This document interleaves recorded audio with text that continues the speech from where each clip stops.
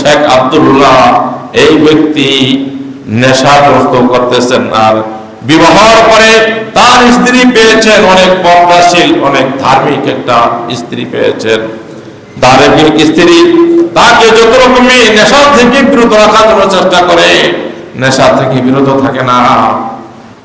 এই ব্যক্তি সারাদিন নেশাগ্রস্ত করে, রাত্রে নেশাগ্রস্ত করে, নেশা করে নেশায় মাতাল হয়ে ঘরে আসে, তার স্ত্রীকে মারধর করে, অনেক লাঞ্ছনা করে।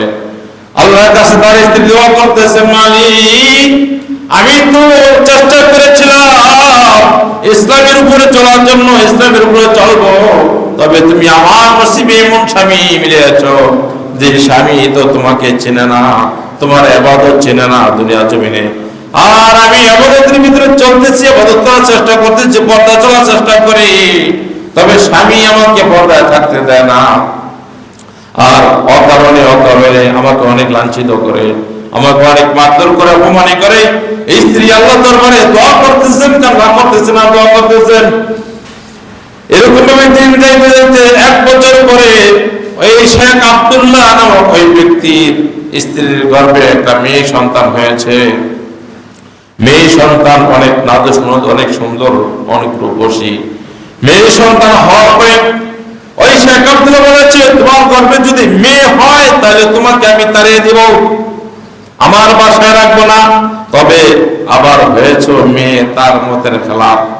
এবার এমনি তো নেশা করে, স্ত্রীকে অনেক লাঞ্ছিত করে, অপমান করে, আবার হয়েছে মেয়ে।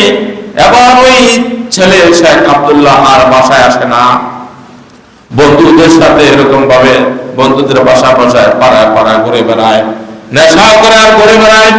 এরকম 6 মাস 1 বছর পর্যন্ত শেখ আব্দুল্লাহ পাড়ায় পাড়ায় ঘুরে বেড়ায়। এবার তার ঘরের ভিতরে টুকটুকে একটা সুন্দরী কন্যা, এই মেয়েটা অনেক সুন্দরী, রূপসী, নাদুস নুদুস একটা মেয়ে, মা লালন পালন করে উঠাইতেছে।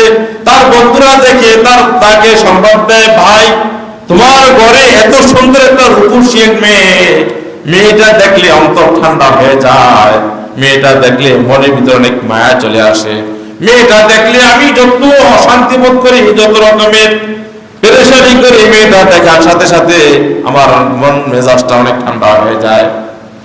তোমার সন্তানটা এত মায়াবীর, এত এরকম মায়াশীল, মায়াবীল চেহারা, তবে তোমার মেয়ে দেখলে আমার শান্তি তৃপ্তি হয়।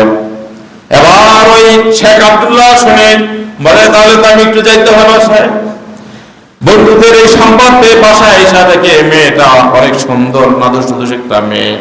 এবার দেখা মেয়েটা জড়িয়ে ধরে বলে, বাবা তুমি এতদিন পর্যন্ত কিভাবে ছিলা? মেয়েটা বলে, বাবা তুমি এতদিন কোথায় ছিলা? তোমার তো আমি দেখি নাই, তুমি কোথায় থেকে আসলে? বাবা বলে, বাবায় অনেক বিভিন্ন জায়গায় ছিলাম, আনন্দ মুক্তিতে ছিলাম, তবে আজ থেকে আমি বাসায় থাকবো, আমি তোমার মায়ার দরদের জালে আমি আটকা পড়ে গেছি। ছোট মেয়ে, 6-7 মাসের মেয়ে, পর্যায়ক্রমে 1 বছর পরে 1 বছরের একটা মেয়ে, ছোট একটা মেয়ে, এই মেয়ের মায়া দরদে পরে সে বাসায় আবার আসতে লাগলো।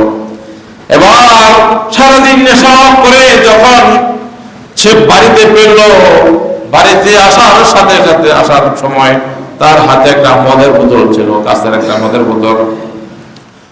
বোতল নিয়ে বাড়িতে আসলেন। রাত্রে মদ খেয়ে তারপরে রাত্রে যাপন করবেন, ঘুমাইবেন। এইবার মদের বোতলটা ঘরে না টেবিলের উপর রাখলো। মেয়ে আপুর কেটে কেটে যায় মদের বোতল টান দিল, টান দিয়া পরে মদের বোতলটা পরে ভেঙে গেল। এবার মেয়ে তো অনেক মায়াশীল, মারধর করতে পারে না। মেয়ে যখন মদের বোতল ভেঙে ফেললো, ওদিন মদ পান আর করতে পারলো না। আর মেয়ে তো অনেক আদর মহাব্বতের মেয়ে, মেয়েকে মারতে পারলো না। প্রথম দিন এইভাবে গেল, দ্বিতীয় দিন আবার সারাদিন করে ফিরে আবার ঘরে আসলো। আবার ঘরে আসে, আবার এইবার সময় একটা মদের বোতল নিয়ে আসলো, মদের বোতল আইনা আবার টেবিলে উপর রাখলো। রাইকা খাওয়া দাওয়া করে ঘুমের আগে মদের বোতল খেয়ে ঘুম যাইবে।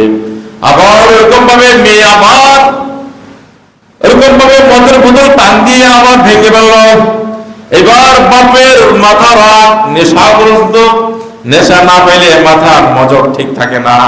এবার বাবা উঠা দাঁড়িয়ে থেকে ভদ্রপুতুল নাই, এবার মায়াদরকে সব ত্যাগ করে ওই ছোট বাচ্চা 1 বছরের বাচ্চা কন্যা মেয়েকে ধরে একটা আছাড় দিয়ে দিল, মাটিতে একটা আছাড় দিয়ে দিল।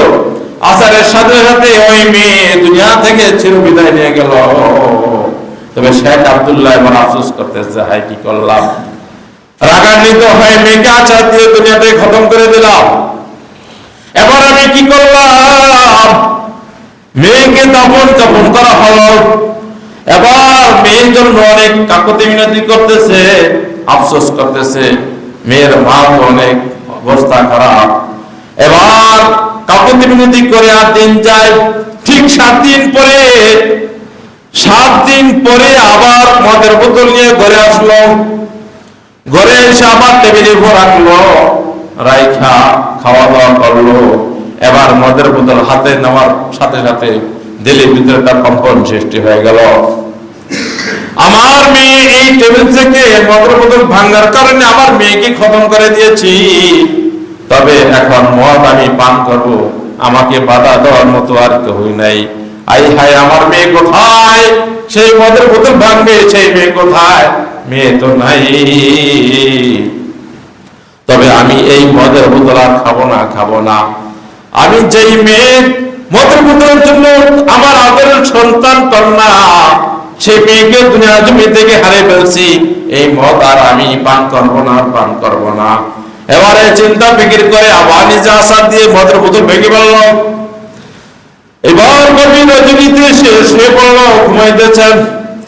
ঘুমের ঘরের ভিতরে স্বপ্নে দেখতেছেন। গভীর রজনীতে এসে স্বপ্নে দেখে কল্পনা করতে করতে ঘুমাইল যে মেয়ে দুনিয়া থেকে হারিয়ে ফেললাম, এই মেয়ে দুনিয়া জমিনে আর কখনো আমি পাবো না। চিন্তা ফিকির করে ঘুমাইল। এবার গভীর রজনীতে স্বপ্নে দেখতেছে অনেক বড় বিশাল একটা সাপ, তার এক মাথা জমিনে আর একটা মাথা আসমানে, অনেক বিশাল আকৃতির একটা সাপ। সেই সাপের লালা যে জায়গা দিয়ে ছাড়ে, ওই জায়গার গাছপালা তরুলতা সব চলে ছারখার হয়ে যায়, সব পড়ে ছারখার হয়ে যায়। এমন একটা বিশুদ্ধ একটা সাপ। এই সাপ শেখ আব্দুল্লাহ নামক ব্যক্তি, ওই ব্যক্তিকে ধাওয়া দিতেছে, দৌড়াইতেছে। আর সাপটা দৌড়াইতেছে আর পাশে দিয়ে তাকে যখন লালাগুলি পালায়, লালা পালানোর সাথে সাথে গাছগুলো পুড়ে ছারখার হয়ে যায়। দেখতেছে শেখ আব্দুল্লাহ, দেখতেছে এই সাপের লালা যদি আমার গায়ে পড়ে আমি দুনিয়া থেকে শেষ হয়ে যাব। ভয়ে জীবনকে বাঁচানোর জন্য সে দৌড়িতেছে সামনে। দৌড়িতে অনেকক্ষণ হাঁপিয়ে গেল। এবার দৌড়িয়ে সামনে দেখে 3টা রাস্তার মোড়, একটা রাস্তা বরাবর গেছে, একটা বাম দিকে গেছে। 3 রাস্তার মোড়ে একজন বৃদ্ধ ব্যক্তি দাঁড়িয়ে রয়েছে। বৃদ্ধ ব্যক্তি দাঁড়িয়ে বলে, বাবা তুমি হাঁপিয়ে গেছো কেন? শেখ আব্দুল্লাহ বলে, আমার পিছনে দেখতেছেন বিশাল এক অজগর, বিশাল সাপ আসতেছে। এই সাপ আমাকে খেয়ে ফেলবে, আমাকে পুরা জ্বালিয়ে ছারখার করে ফেলবে, এই ভয়ে আমি দৌড়িতেছি। এবার বৃদ্ধ বাবাজি বলে, বাবা দৌড়াতে হবে না, তুমি দাঁড়াও, তুমি বাম দিকে এই রাস্তা দিয়ে যাও, এই রাস্তা দিয়ে গেলে তুমি বাঁচতে পারবা, যাও এদিকে দৌড়ে যা পলায়ন করো। এবার বাম দিকে আবার দৌড়িতে শুরু করলো। বাম দিকে অনেক দূর দৌড়ানোর পরে দেখতেছেন বিশাল এক জাহান্নামের কুণ্ডলী আগুন দাউ দাউ করে জ্বলতেছে। জমি থেকে আগুন জ্বলতেছে, আসমান পর্যন্ত আগুনের কয়লাগুলো উঠতেছে, আগুন দাউ দাউ করে জ্বলতেছে। সামনে এরকম আগুন জ্বলতেছে আর পিছনে সাপ দৌড়ে আসতেছে। এবার যাওয়ার কোনো রাস্তা নেই, পলায়ন করার রাস্তা নেই। সামনে আপনার সড়ক করলে জাহান্নামের আগুনের ভিতরে অনেক দাউ দাউ করে আগুন জ্বলতেছে, আগুনের ভিতরে পড়তে হবে। আর পিছনে বিশাল এক সাপ দৌড়ে আসতেছে। এবার কোথায় যাব? এবার ডান দিকে তাকিয়ে দেখে অনেকগুলো বাচ্চা খেলাধুলা করতেছে। তার ভিতরে তার ওই শেখ আব্দুল্লাহর মেয়ে, ছোট বাচ্চা 1 বছরের মেয়েটা দৌড়ে আসতেছে, বাবার দিকে দৌড়ে আসতেছে। এবার বাচ্চাকে দেখে খুশি হয়ে আবার কোলে চাপিয়ে নিলাম। বাচ্চা বলে, বাবা তুমি হাঁপিয়ে গেলে কেন? তুমি অনেক ঘাম ঝরতেছে, তোমার ভিতরে অনেক চিন্তিত কেন? তুমি হাঁপিয়ে গেলে কেন? বাচ্চা বলে, বাবা আমি হাঁপিয়ে গেছি এর জন্য, দেখো পিছনে একটা সাপ আইতেছে, অনেক বিশাল আকৃতির একটা সাপ। এই সাপে দংশন করলে জ্বালিয়ে পুড়ে শেষ করে ফেলবে, আমি দুনিয়া জমিনে আর বাঁচতে পারবো না। এই জন্য আমি তোর ভয়ে আমি হাঁপিয়ে গেছি, ঘাম দিয়ে ফেলছে। বাচ্চা বলে, বাবা আর চিন্তা করো না, সাপ কিভাবে আসে আমি তো দেখি। এবার বাচ্চার সামনে গিয়ে একটা ফোঁটা থুতু মেরে ফেললো। থুতু দেওয়ার সাথে সাথে সাপটা ছোট হয়ে আবার পিছনের দিকে দেওয়া শুরু করলো। এবার বাবা আশ্চর্য বোধ হয়ে বলে, ছোট বাচ্চা আছে যদি থুতু দিয়ে সাপকে পিছনে দিয়ে ধরে দিতে পারে, তবে আমি কি করলাম? আমিও তো থুতু দিলে এই সাপটা মনে হয় দৌড়ে চলে যেত। এবার বাচ্চাকে বলে, বাবা তুমি যে থুতু দিলে সাপটা দৌড়ে যাবে, এটা তুমি কোথায় থেকে শিখলা? তোমাকে কে শিখিয়েছে? তবে বাচ্চা বলে যে, বাবা আমাকে আমার আল্লাহ শিখিয়ে দিয়েছে যে দুনিয়ার জমিনে হকের উপর চলে, যে হক মোতাবেক চলবে, গুনাহ থেকে বেঁচে চলবে, তার চোখের পানি, তার থুতু আল্লাহ তারপরে অনেক কবুলিয়ত। ওই ব্যক্তি বাচ্চা বলে, বাবা তোমার থুতু দিলে চলবে না, তুমি তো তোমার থুতু পবিত্র না, তোমার থুতু পবিত্র না। তোমার যদি থুতু নয়, তোমার রক্ত ঢেলে দাও, তাহলে এই জাহান্নামের সাপ পিছনে দিয়ে তাকে তাড়াইবে না, তোমাকে দংশন করে ছাড়তে। তবে এই সাপটা সাপ নয় রে বাবা। ও বাবা এটা সাপ না। বাচ্চা বলে, এটা সাপ না। বাবা বলে, বাবা তবে আমি এটা তো সাপই তো দেখলাম, তো সাপ না মানে কি এটা? বাচ্চা বলে, বাবা এটা সাপ না, দুনিয়ার জমিনে যে আপনাকে একটা নফস দিয়েছে, এটা আপনার নফস,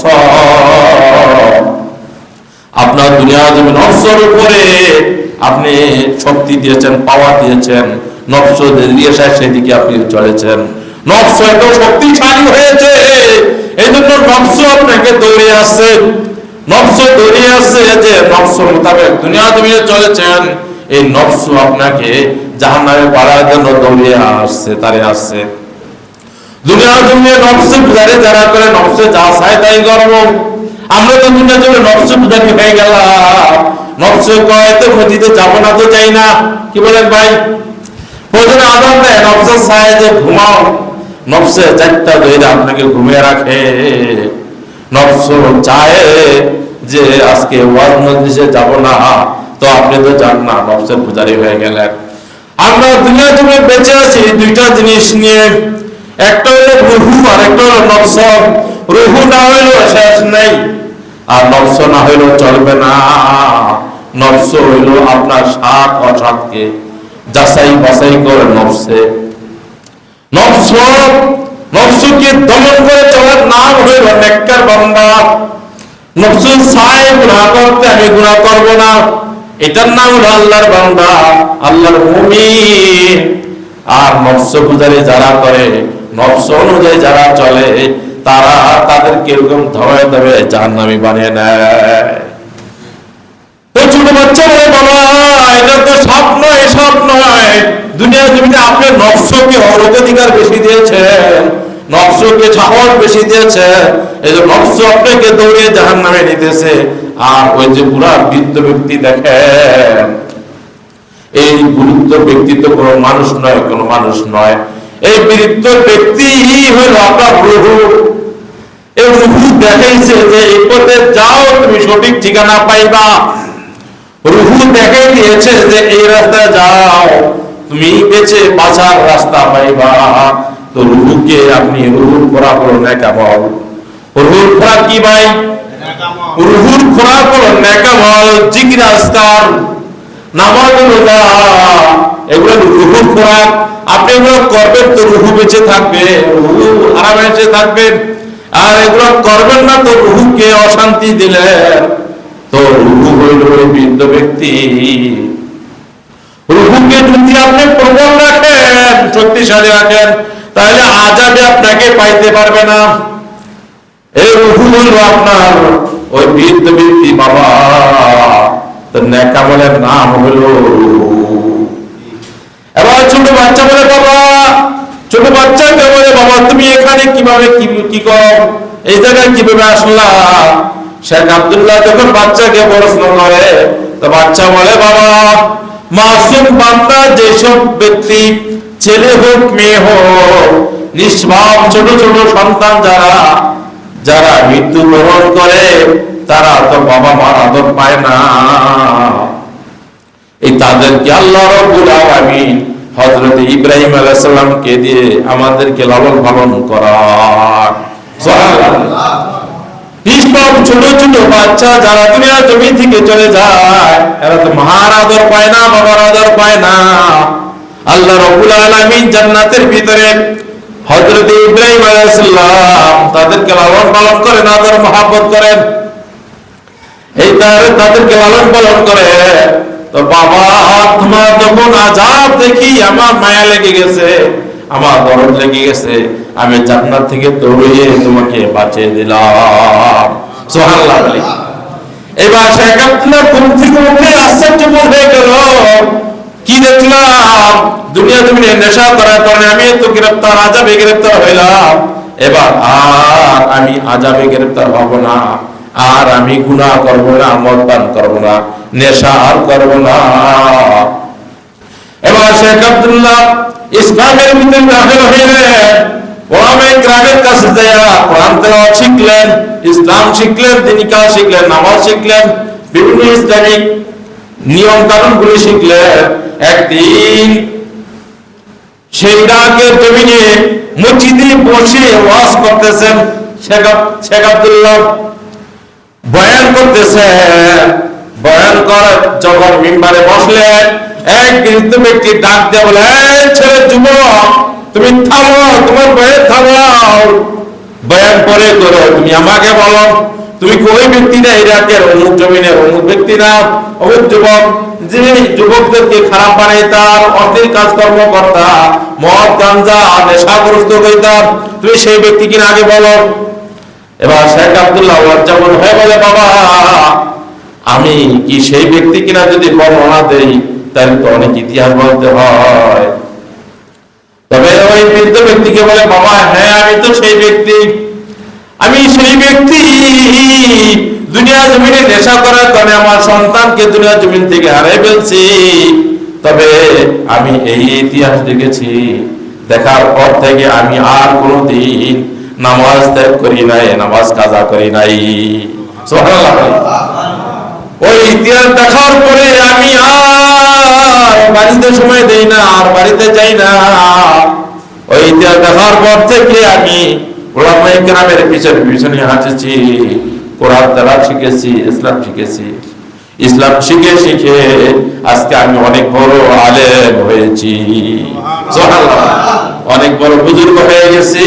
তবে ইসলামকে আমি শক্ত হাতে ধরেছি। আমি আর সে যে জাহান্নাম আমার চোখে দেখেছি, এই জাহান্নামে আর আমি যেতে পারবো না। সুবহানাল্লাহ। এই জন্য দুনিয়া জমিনে আমাদেরকে সৃষ্টি করছেন নেক আমল করার জন্য। নেক আমল করে আমরা দুনিয়া জমিন থেকে জান্নাতের মেহমান হয়ে যেতে হবে। এই ইতিহাস নিয়ে দুনিয়া জমিনে আল্লাহ